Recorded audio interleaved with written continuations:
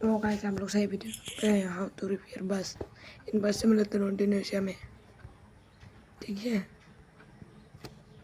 ये वो जो ये है ना, ये इसकी वजह से आया है गाइस। गैरेज पे जाओ,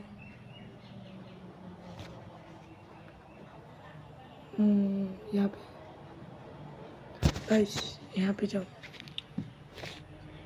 ये ठीक हो रहा है गाइस, देखो पास हमारे ठीक हो रही गाइस।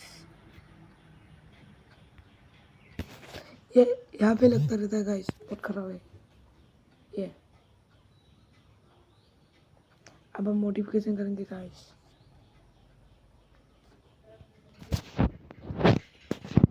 है नहीं,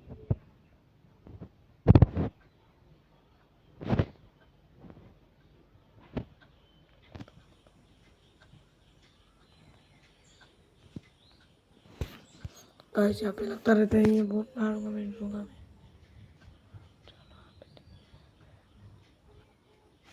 30% वो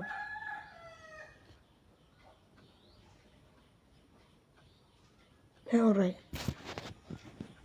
बात दी ये सब